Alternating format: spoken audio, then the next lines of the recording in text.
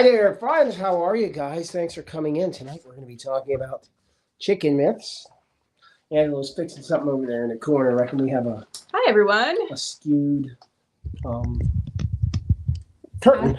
Hi, guys. Welcome. Yes, welcome to the Darkness Realm channel. My name is Christopher. I'm Angela. And we do a lot of education here. If you're new here, this live channel videos we do, I invite you guys to ask questions, kind of open forum. I'm trying to fix this camera. It's on a little bit of an angle. Yeah, live forum, so you guys are welcome. I encourage you to ask questions. Let me know where you're from. If you're new, welcome. And it looks like Kelly's in there. Hi, Kelly. Hi. Yeah, you guys, I might be coughing a little bit, feeling sick. It is, what is today, December? So if this is airing later on, it's winter time, so it's 6 seasons. So everybody has fevers and all that fun stuff. Or hopefully not. But or you're getting over one. You're getting over. So tonight we're going to be talking about chicken myths. I think we did something similar like this before. Probably. Yeah. But this is really good for new people to poultry. And even some stuff I'll mention in here. You could be doing this for a while. Mm-hmm. And it's really, really interesting data. So I do a lot of research for these videos because I like learning. And I've been learning a lot about chickens. I mean, like, nobody would have guessed I'd be like a semi-chicken expert. No, nobody would have. Out here in the country. But yeah. It's great. Learning new skills and, it's applicable. But beware, the internet is nothing but experts with bad information. Mm-hmm. So do your own due diligence and learn.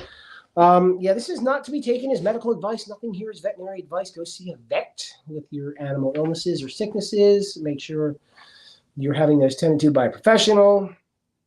Do not use advice here to treat your own sick creatures. This is for entertainment and education. Fun stuff. But it's good information, so I do suppose or do recommend you qualify the information and learn stuff. Just teach yourself stuff. So if you're new to chickens, we're going to be talking about myths that are pretty common that you're going to hear on the old Facebook and other social media platforms. People give out their chicken advice, and it's not always the best. Yeah, in fact, I got into a recent chicken argument over some of this stuff. A lot of times, sorry, I'm just fixing. A lot of times people, we naturally learn about us humans and our dogs and our cats and our children, our family, and we intuitively apply, the same information to other types of animals. But poultry are, they're different than mammals. So yeah, that's absolutely right. We treat our dogs, and certainly mammalian creatures are not poultry. They're different. But in our head, like she said, we make this analogy or like...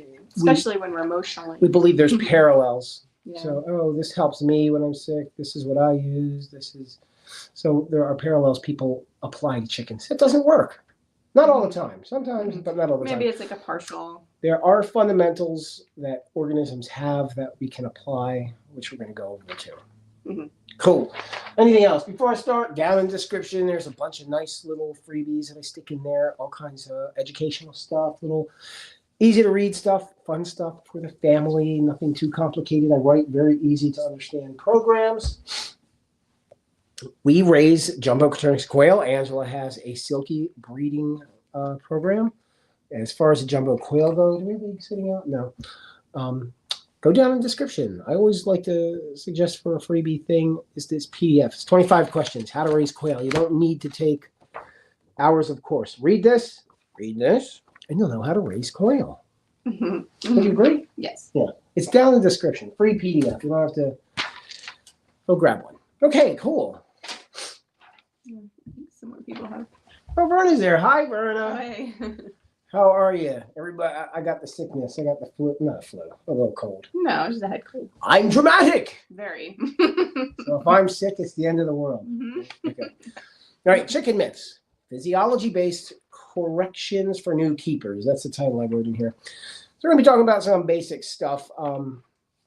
The myths. I think I have like 5 or 6 on here I put down that I wanted to cover, which are pretty common. And one, I bet is going to make a lot of people mad. Because, man, I got yelled at on the internet when I was discussing this. And then I had a real life customer ask me the same question. Oh, really? And I said, customer, blah, blah, blah, blah, blah, blah, blah, blah, blah, blah. You know how I talk a lot. Blah, blah, blah, blah, blah. And he's like, you know what? That's what my vet said. I'm like, what the hell are you asking me for? The vet already told you the same thing. Nobody believes it because it's a folk treatment. Okay. So one of the core issues and fundamentals I like to apply whenever I talk about this stuff with you guys is chicken is a very complex biological organism. It's designed to do specific things and function in a specific way in a state of homeostasis. It's at equilibrium when it's optimally treated, when it's living and being treated in its optimal conditions. So what does that mean? It means its body is going to do most of the work. Okay, and its environment and all those inputs are going to do most of the work for keeping these animals healthy, meaning they're eating right, they're getting their exercise, they have other chickens to have social time with, they're getting daylight exposure, they have a clean environment, okay, clean coop. All of that's contributing to the overall health of the animal. And so some of the stuff that we're hearing about as fixes, well, ounce of prevention. You ever heard that before? Is worth a pound of cure. I think I have heard it, but it's not So something I said. optimal treatment to the animals, and they're going to thrive. Quail, chicken, anything really. Mm-hmm. Okay, cool. Yeah, meet the needs, and then they're okay. Oh, can be here a bit until I have to leave for Katrina's live. That's no problem. Verna, thank you for stopping in. I think somebody else is in. That was Kelly. Oh. All right. All right, cool. I'm going to go over myth 1, which we recently discussed because we did an in-depth discussion about coops. Mm-hmm. Remember? Or coop ventilation. I don't think I was I there? Maybe you were, maybe you weren't. We talked we did one on coops. Yes, you just did one, yeah. So chickens, adult chickens, need heat in the winter in their coop. Well, that's a common question. Supplemental heat. Yeah, supplemental heat. Like, should I put a heat lamp in there? Should I put something in there? Like, no, why not? Mm-mm. Because the bird, now, this is prefaced again with the needs being met. So what are needs inside the coop? That would be no drafts, but proper ventilation and shelter from the elements. So with that, and probably a roosting bar stick. So with those needs met, then you're looking at the bird having its feathers. It's in healthy condition. The feathers are an insulator and keeps that heat against their skin. And they squat over their feet and keep their feet, nice and warm. So feet is where they have heat loss. Mm-hmm. And their face, and they'll stick their face in their wing. They're not covered in feathers. So in the summertime, it's great for thermal regulation. The blood going down the legs gets exposed to the air. It cools the chicken off in the summer, but in the winter, they want to keep their little footsies covered up in the coop. And they'll huddle together if it's super, super cold.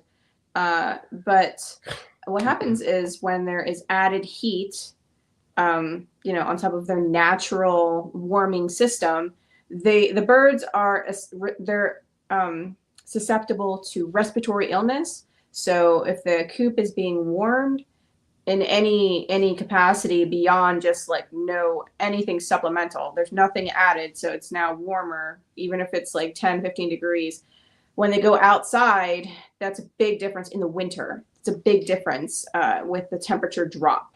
And that can shock their system enough where they can be, where respiratory illness can be introduced to them. Yeah, chicken lungs are very different than human or mammal lungs. They don't go breathe in and out, fill up a sac and blow it out of the same sac. They actually have a very cool circular system. They breathe, the air only goes through one direction through their lungs. So the lungs are always being given a fresh dose of air. Why? Because birds are designed for flight and it's very metabolically expensive. Mm. The whole point of that is the lungs are delicate. They're built different. They have air billows or air sacs, and the lungs are, more delicate than our big mammal lungs. Big lungs are delicate either way. But yeah, if you heat the coop, there's going to be more moisture. Moisture is going to condense. Birds breathe a lot, and you're going to have ammonia starting to build up from the chicken droppings, where the ammonia is held in a crystalline form. But once it gets wet, it gets into the air, and you have respiratory problems from that.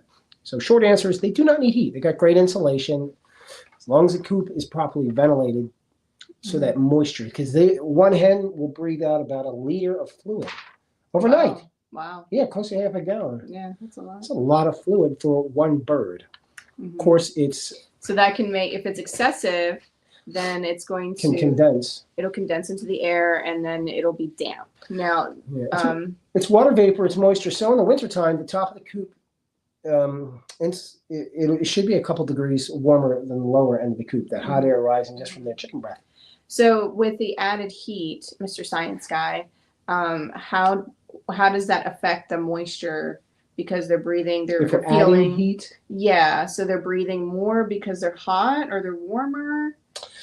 No, I mean, it can contribute to into the air. Yeah, it's gonna warm up whatever is.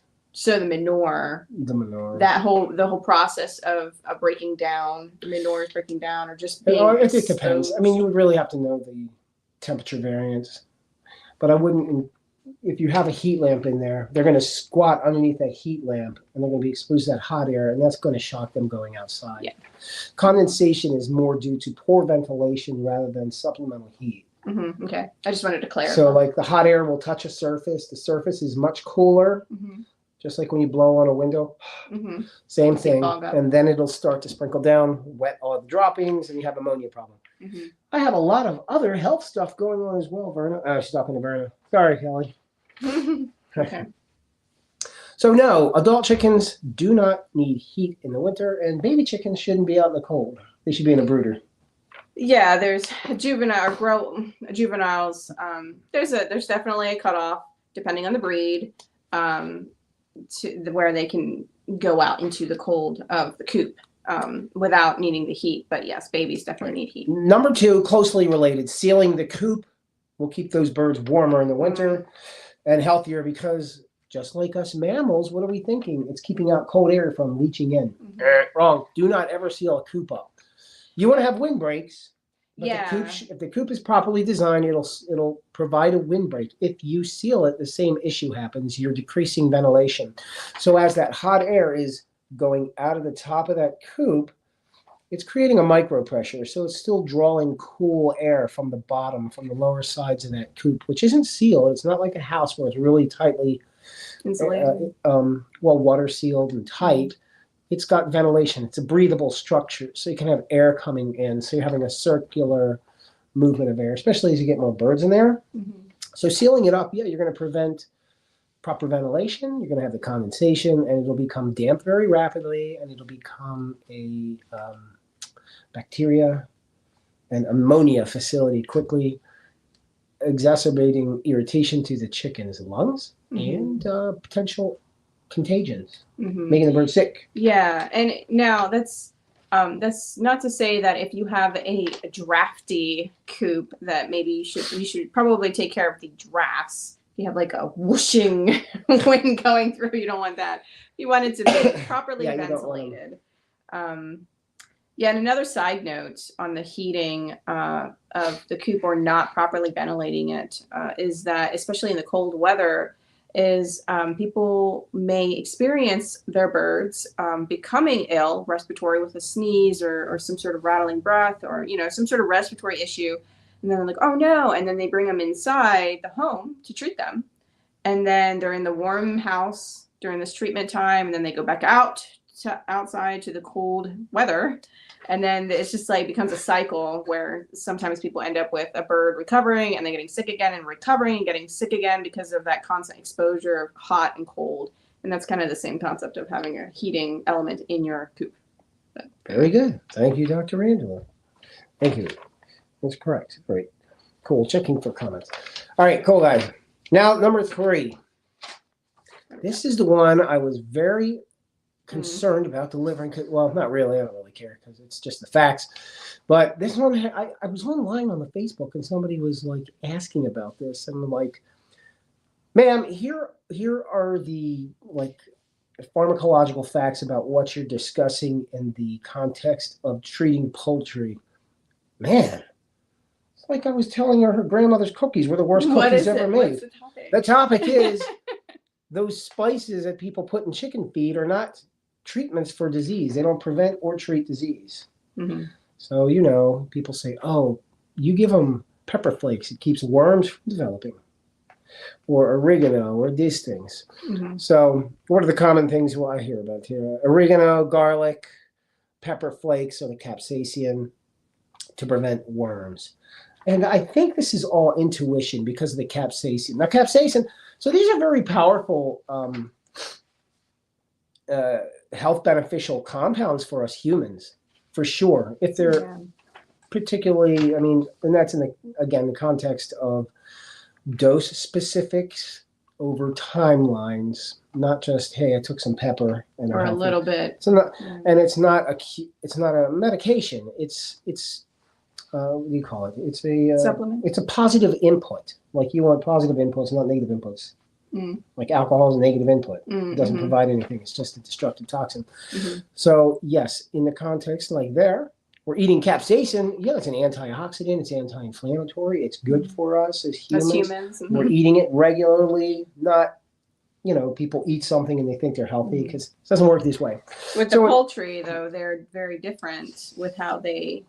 Well, I think with the poultry too, they're the heat. So the capsaicin, they don't have the protein receptor to feel heat like we do when we're eating for the capsaicin. So I think the intuition is you put that in the animal's gut, and that irritant, the capsaicin, I'm assuming people believe is going to make the worms go, No, that's not actually happening. And what we're seeing with that is people pass that knowledge on. And there's plenty of veterinary literature. I should have attached some. Because it sounds good. It's like a little bit of, it's a good ingredient, but yes, it affects us well, and it may affect mammals in a similar way, but poultry are different. And it just doesn't affect them the same. Oregano. So oregano is another big one. There's a compound in oregano that does show antimicrobial effects, meaning it's killing pathogens or like little microbes. What is it called? Carvacrol. I'm not really going to. I don't know that off the top of my head. Carvacrol and thymol. This is shown in vitro or in glass or in petri dish in high doses. So this is not translating into a chicken, because if you're giving a high dose of that compound, there's other things inside of oregano oil that are going to present as potential irritants and having other at a higher concentration. Yeah, having an inflammatory effect in the birds. So yeah, you're not going to jam a whole bunch of oregano oil. So no, the pepper flakes, the oregano oil, garlic, allicin. Allicin's good for us. It's a great anti-inflammatory. The garlic is a great prebiotic, very good for human. But it's not working as an anti-parasitic in the animal, nor is it working as an antibiotic. This is why I made that statement at the beginning. The best treatment, rather than giving spices, is attending to all of the physiological needs of the chickens, their baseline needs. Not trying to overdo it with and their body will function as they're supposed to, and they'll be robust and healthy. They'll have an immune system. So what are these spices? Are they good for anything? Well, yes, they are.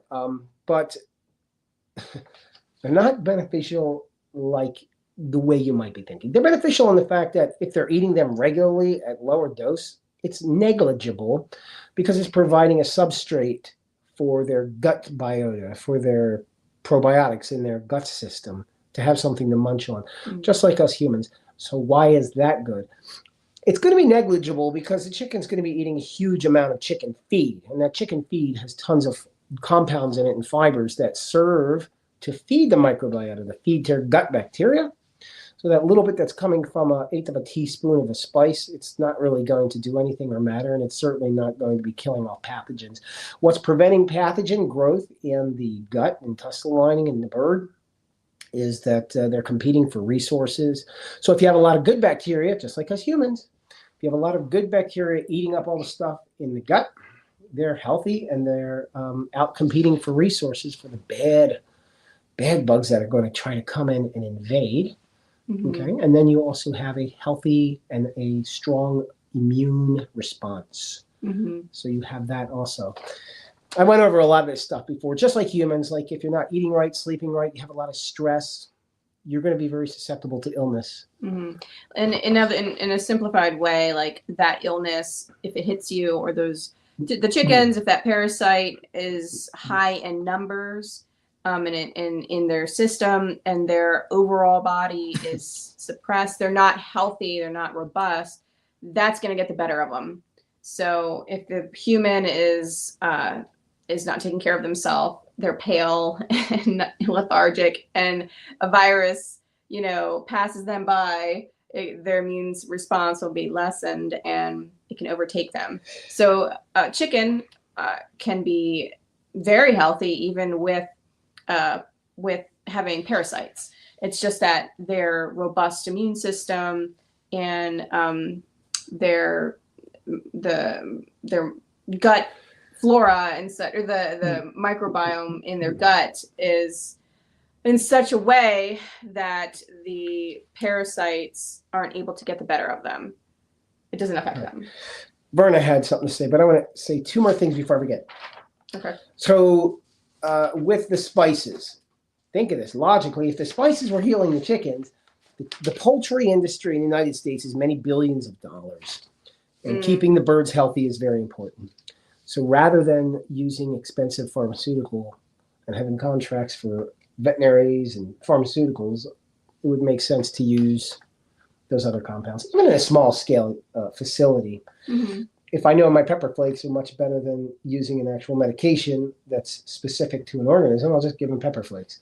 So that should tell you something. It's not being administered in a commercial setting. Mm-hmm. Does that make sense? Mm-hmm. I mean, so many billions of dollars, and there's tons of research in this. Anyway, for the whole spice issue, don't take my word for it. Ask your vet, or actually go online and look up some of the academic resources. I should have posted them in here, but there's no clinical data that suggests that any of this stuff is doing what people claim it does.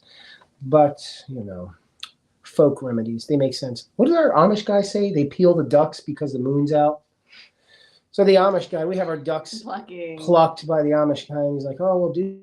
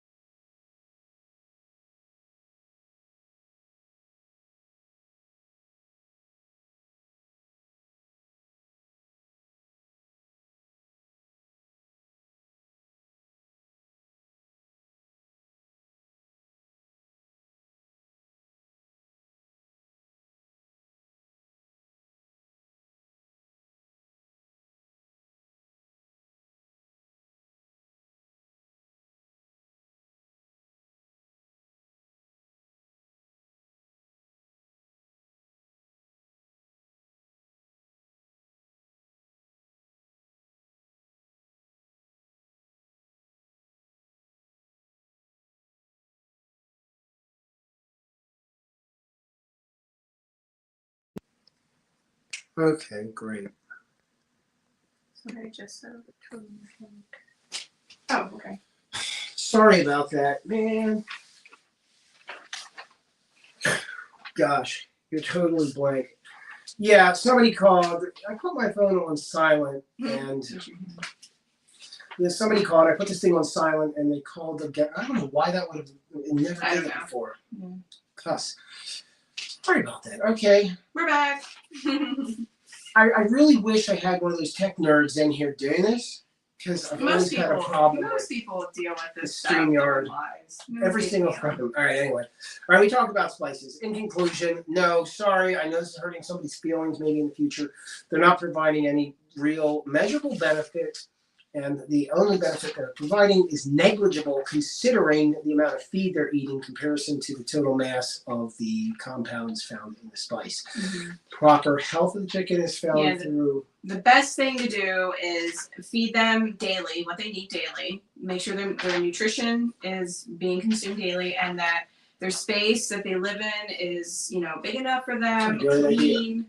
and that you're meeting their needs. And yeah, a great idea. I'm going to print a infographic. I'm going to make something called the basics of chicken, like the things that are keeping them healthy: proper diet, exercise, exposure to sun, like good quality food, clean environment, sanitation, socialization. And coop. It's similar to the human. The human has like 8 tenant like requirements for health. Anyway, moving on. Number 4, calcium is the same thing as grit. New keepers do this quite often. I've heard this a million times. Oh, I don't need grit. My feed has grit in it. Oh, it does it? Please do tell. Right? Because they see the stones. They see the calcium stones, which are usually either limestone or oyster. I like to say, Petrobarbria 91. I was a tech nerd, but the Australia thing might be a problem. Yeah. Yeah, I'm kind of a nerd. Well, I'm a nerd, but with tech stuff, I guess it's the equipment. Anyway, so is calcium the same as grit?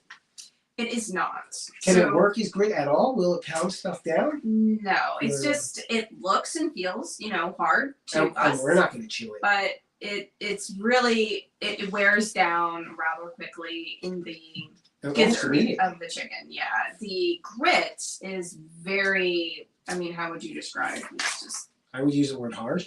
Anyway, it's very hard. It's a technical word. It's like not going to wear down. So there's this scale, I think it's the Mohs scale, MOS, to determine like the hardness of a material. It's an engineer term.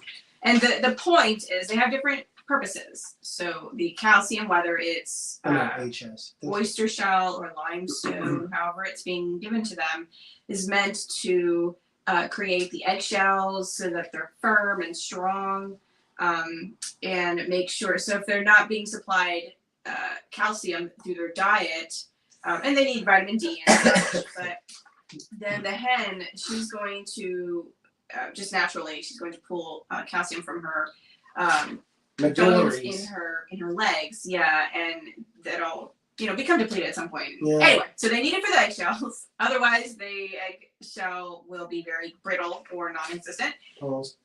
Do remember, these animals are specifically bred to lay eggs every day. Their natural ancestors don't do that. Yeah. So their bodies are not being taxed. Domesticated. Their bodies aren't being taxed the way they are domesticated in their wild form.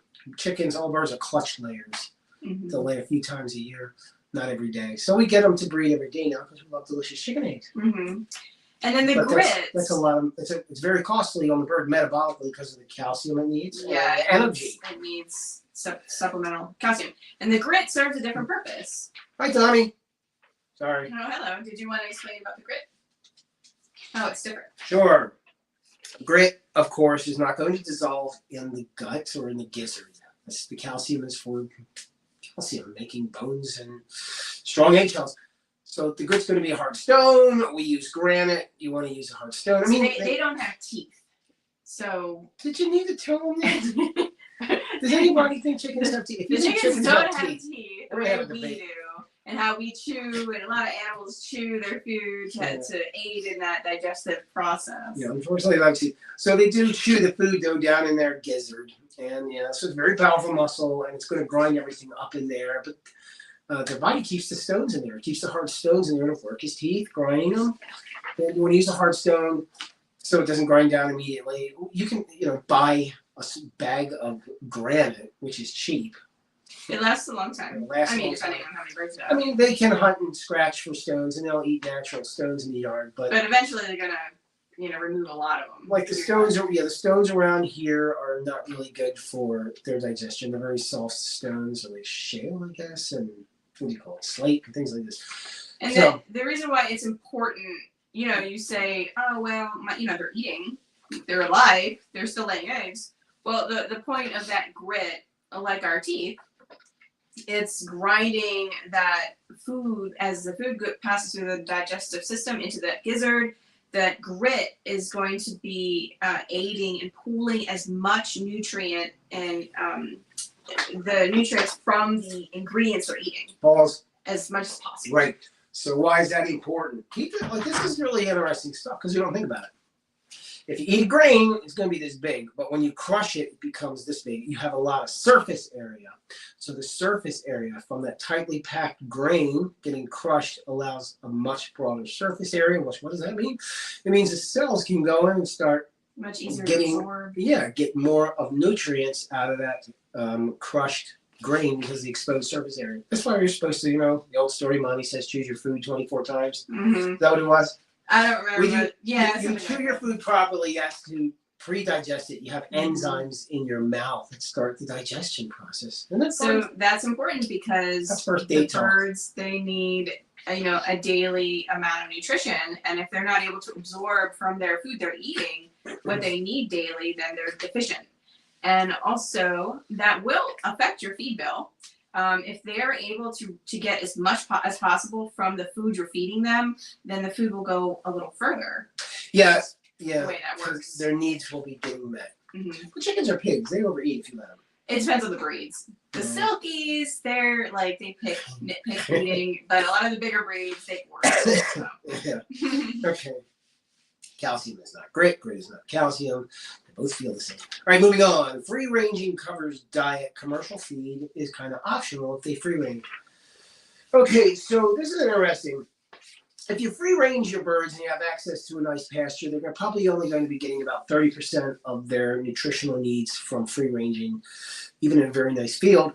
So what happened? Centuries of agriculture, monoculture, getting rid of weeds, pesticides, etc., have depleted the natural abundance of residential flora and fauna present in the fields. So there's a lot less variety of weeds and scrub kind of grasses. Mm-hmm. There's a lot less types of seeds, and there's a lot less insects available. You heard a great insect conspiracy? Everybody says there's so many fewer bugs now driving. Yeah, that's true. That's true. It's probably true. I think it is. But same for the chickens. Chickens are not finding as much. You should check out pigeon gut biome and their reproductive and milking cycle. Very interesting stuff. I will do that. I did a lot of I did a big research thing on pigeons as food supplements during the Great Depression. I went through a video on that. Mm-hmm. I know bleach sounds scary, but their gut is so rock solid. It actually helps to keep their system clean. It's crazy. I know it sounds crazy. It was a long practice of pigeon keeping. Are you a pigeon keeper, Tom? Is there something? It is a very old practice that many countries, cultures actually value. The whole pigeon, they can be very expensive. Oh, I know. The whole pigeon racing and all that stuff. Yeah. That is quite true. Like quail. So quail are popular now. So I'm sure there's a bunch of studies on and quail used to be like a weirdo kind of animal, or like a bird you would hunt. But now they're getting a much more widespread application as food animals in the United States. I want to look into that, Tommy. It's actually interesting. So we have the same kind of nerd brain. Mm-hmm. Nerdy like you. Yeah. Oh yeah, the clay domes people used to make. Yes, I keep pigeon. Oh, awesome. Actually, I have a Guinness World Record lineage of pigeon. Oh wow, very cool. Are you married? Because that would definitely be like pickup stuff. Yeah, you do it. Because that's really cool. I don't know. My new thing, Tommy, is I want to get into, this is going to sound really mental, ant farm. I've been begging for it. I want to get an ant farm. Anyway, I love ants. I like biology and nature.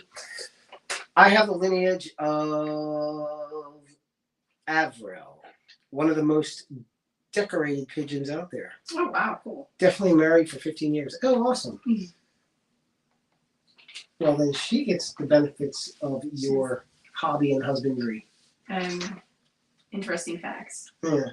I got to put up with silky chickens. I don't know. There's all sorts of animals. She has to put up with bait. All right, moving on. So calcium, we did free ranging. So free ranging, yes, you're only going to be probably in the best conditions getting about 20 to 30% of nutritional needs. And people don't like to hear that because it doesn't sound natural. But here's the thing with poultry. Chicken research is huge. There's tons of data and information freely available to anybody at the university and academia level. It's not just some guy on the internet. You can go find tons of information on this because people research this stuff. Again, it's a multi-billion-dollar business. So there's a lot of information on that. We love watching them fly and choosing us to take care of them. They could go anywhere. They straight up choose to come back here every time. Well, then you should probably know about that whole what do you call it? Great Depression pigeon contingency people got into. People are keeping them in the cities on the rooftops and everything. That's really neat. So they come back and stay. Because that's what they did. They would have their aviaries or the little coops up on their roof, and the pigeons in the olden days, up in Great Depression time, they would just let them fly around and scavenge and come back, which was cool. That is cool. Okay, we talked about free ranging. Yeah, anything else about free ranging you would have mentioned?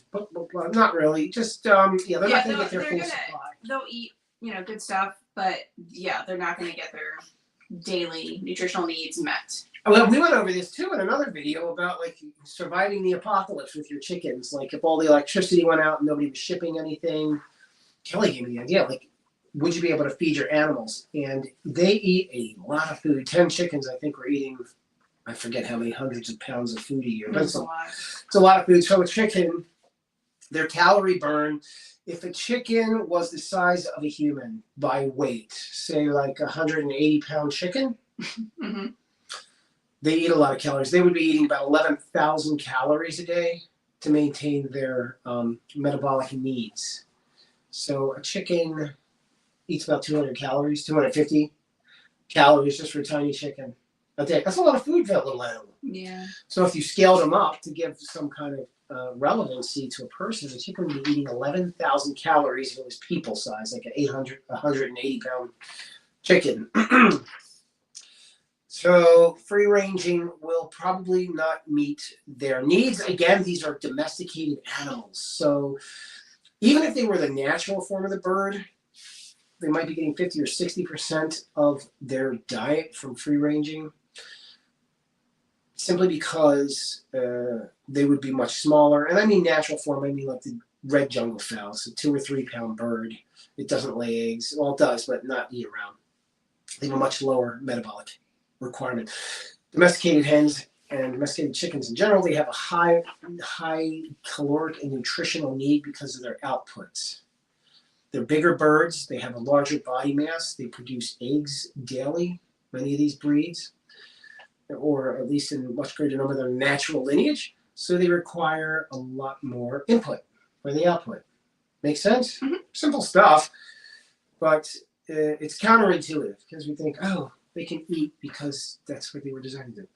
All right, I think I'll do one more. Number 6. I think that's all there is, isn't there? Eggshell defects always means calcium deficiency.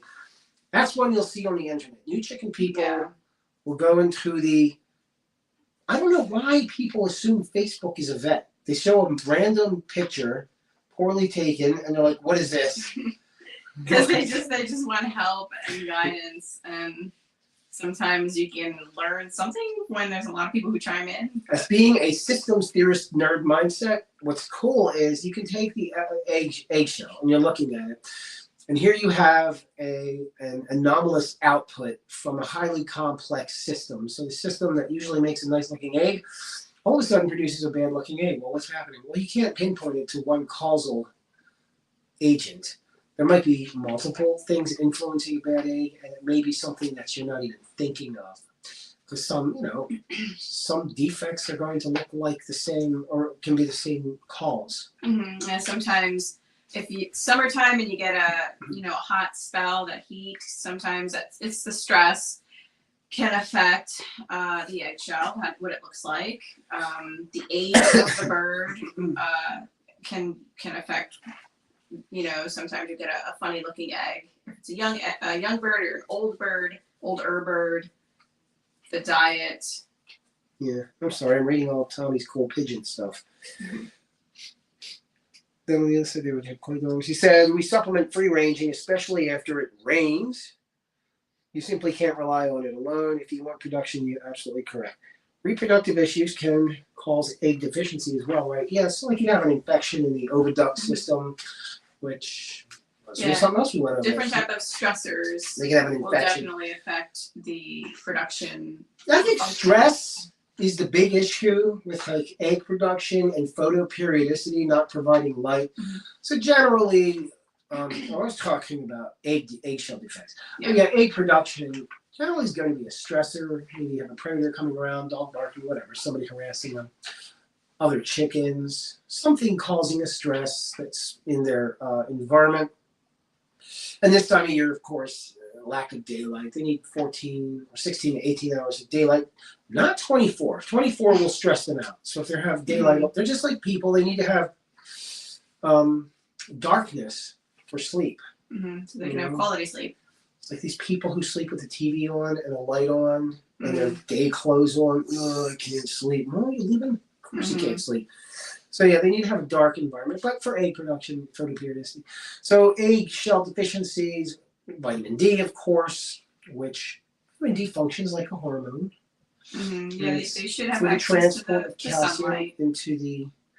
I should do a whole thing on vitamin D and how it's synthesized, and it's really cool. It's not just you get vitamin D. There's a precursor. It goes to the liver, gets synthesized, and all this cool stuff. Anyway, low phosphorus, excessive sodium. They're not all dietary. Vitamin D3 deficiency, of course, can be attributed to lack of sunlight.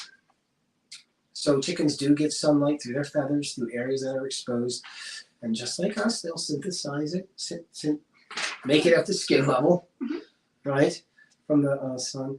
Heat stress can cause eggshell defects, and well as disease of the shell gland, which we discussed. Shell gland's down towards the bottom before it spits out. And I think it sits there for like 20 hours. The majority of the time is there with the formation of the shell.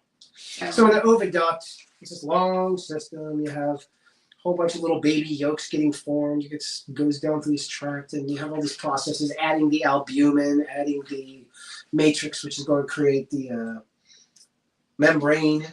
And it goes down to the egg gland and starts producing the shell. And if you have a disease down there, yeah, it's going to cause problems.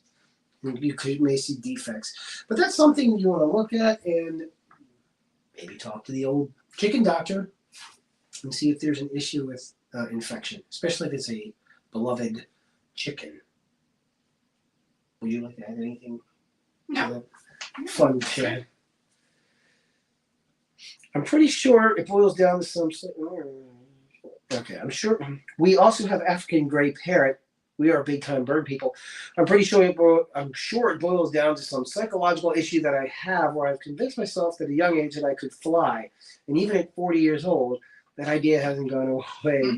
So I surround myself by flight. That's fantastic. I like birds that. are pretty neat, though. African gray parrots are like, they scare me because they're like psychic. They can read your mind. Yeah. And I'm being serious. Has your African gray parrot done any weird, bizarre stuff where it like predicts you're coming home, or one of those other things? I've heard so many cool stories about these birds. Yeah, they did some studies about what the owner was looking at, and then the bird was able to say. No lie, they can. Yeah, I knew it. I've always I wanted an African gray, but I'm not a very committal person, and they live for 600 years. They live a long time. And I don't want to have. They need a lot of attention. I don't know how to end a relationship with a bird that's basically bonded to you and reads your mind. I'm like, look, he knows what's going to happen. I guess it's not working out. Not you, it's me, bird. Because they're very intuitive. I don't even want to say intuitive. They're reading your mind, their consciousness. I'm going to go on a crazy spell about this. It's really cool, Tony. Surround yourself with flight. I like water and I like swimming. I'm a water animal. So I like to surround myself with fish. Well, you're a fish guy too. Okay. When I surround myself with fish, I mean literally, I go out into the rivers, put on a mask, and I'll spend hours under the water swimming with the fish. This time of year, it's cold, obviously. She has bonded to each of us in different ways, but my wife is her person. There's so many behavioral things with them that just make me question a lot of things about the animal kingdom. I'm a water baby too, hence aquatic. Yeah. Very cool. Yeah, I watched. He did a video which was pretty pertinent to now about people giving pets as gifts around Christmas. Yeah. I mean, if you're a parent, you got a little kid and you buy a kitten, it's more for the family, so you're taking care of it. But man, she's allowed to give me a pig. You can give me an emu. You can give me. Actually, they can give me all kinds of animals, but she's not going to give me anything. You have animals. So, for African grays, I would like to get my ants though. I'll swim in the cold too. Are we done? Yeah, I think so. I think we're just about finished. So we went over all these, not all of them, we went over some myths, 6 of them. Most common. Chickens don't eat heat in the winter.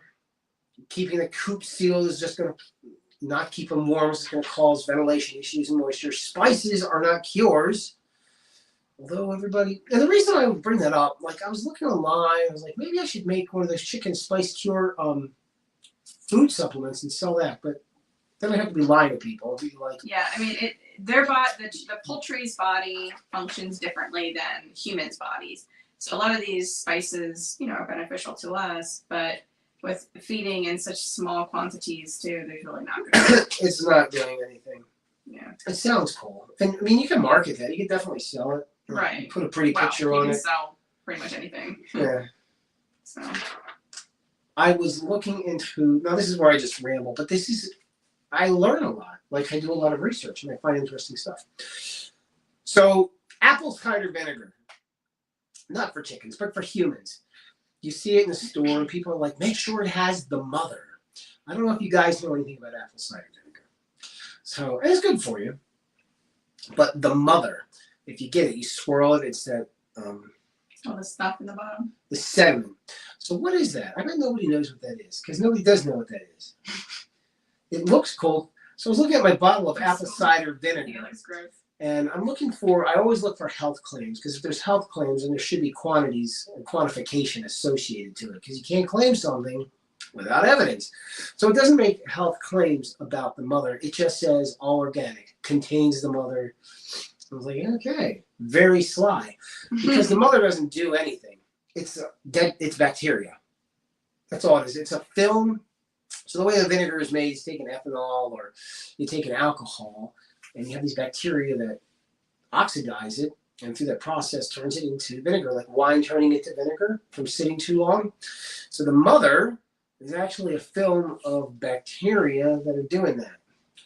So are they beneficial for? No, they don't do anything. There's nothing in it. It doesn't benefit the microbiota. It doesn't survive in the gut. It doesn't feed your microbiome. It doesn't do anything.